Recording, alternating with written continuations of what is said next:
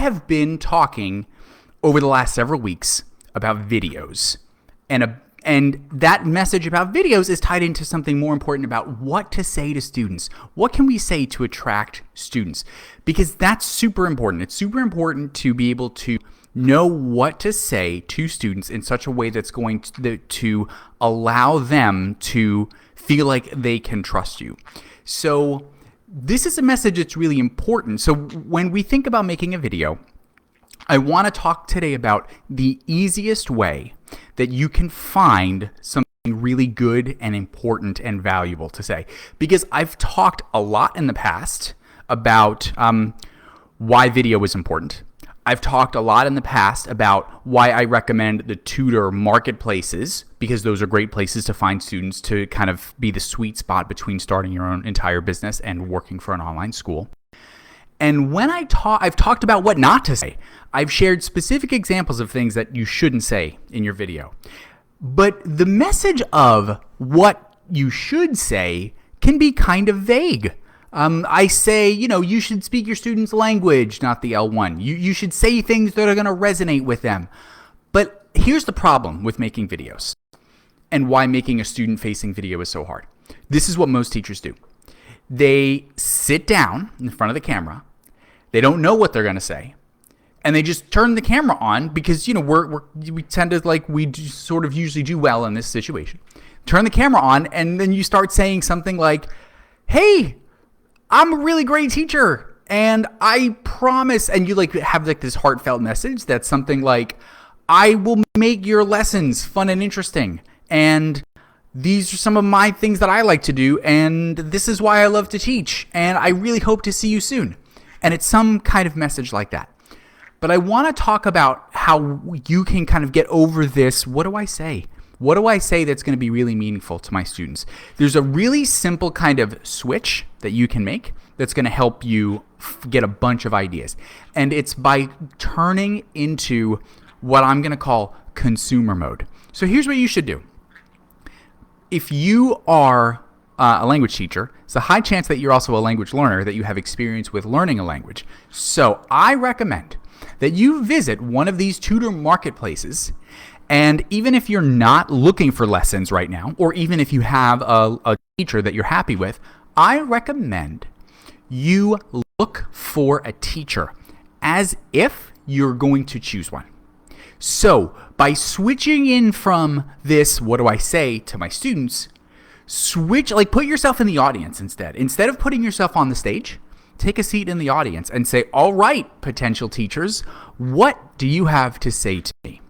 So Spanish is my language that I learned. So if I were doing this, I would go to the marketplace website, whichever one, start looking for Spanish teachers. Maybe pick some at a variety of price ranges.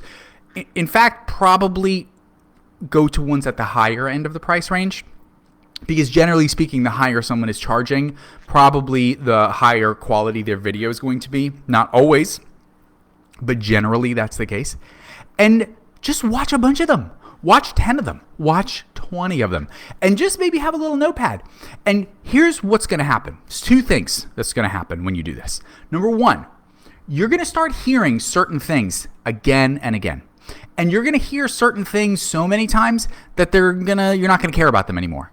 So once you hear the teacher say something for the 15th time, there's going to be like the little consumer thing in your head that goes, everybody says this. That doesn't mean anything to me. What else have you got? And then here's the other thing that's going to happen. Sometimes people are going to say things and you're going to go, oh, that's good. Like, that sounds really interesting. And when you're from this perspective of someone who's like wanting to potentially take lessons, certain messages are going to resonate with you. And when those messages resonate with you, write them down. Because these are things, not that you're going to plagiarize and totally copy someone else's video word for word, but somebody may say something, they may talk about a technique or a method that they use that you're like, that would work really well for my students. Or they may explain something in a way that they're like, wow, I do that. They do the same thing that I do, but the way that they just explained it in this video is a lot more concise and clear than the way I explained it. So by putting yourself into consumer mode, where you're going to take the pressure off yourself, instead of saying, what do I say? You're going to sit in the audience and say, all right, teachers, what do you have to say to me? And if you did nothing else, if you did no other sort of preparation for your video, except spent 30 minutes watching other language videos, writing down the things that are appealing to you and that resonate with you, and writing down the things that you hear over and over again and say, oh, these are the things that probably I want to avoid, that would do so much to improve your video to your students. Because you would also start to make other notes. You also might start to notice, oh, when someone is reading off of a script and they're staring away from the camera, like that really makes the video seem less engaging. So you might have a note that's like, make sure I look at the camera, or this person looks really firm and serious, and it makes it seem like they're angry. That means I need to smile, because I can tell you again and again, look at the camera, smile. And you might have an idea, sure, that's important, but it will really connect it to reality with you when you are looking at a teacher for one that you like, and you start to have the feelings when you're like, oh, I really like this person.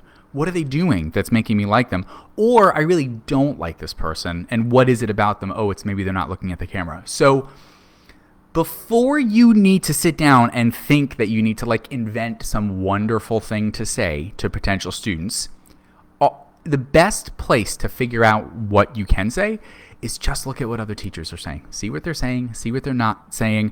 And so what I would like, if there's something to do, I would like you, if you're going to do this, watch some teacher videos and just share one thing that you think you can say that you learn by watching. My bird is biting me. This is the exciting part of live videos. Write down one thing that you can say that is news to you that you hadn't thought of before, that you learned by watching other people's videos. And that way, not only do you get a benefit from watching other people's videos, but then you can share that benefit from other people here. So I hope that this helps.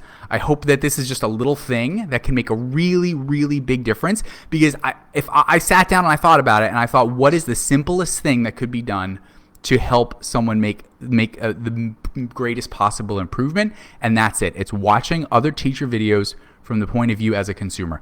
So I hope that helps. If you have a question, please let me know and I'll follow up. All right. Have a great day or night. See you next time. Bye, everyone.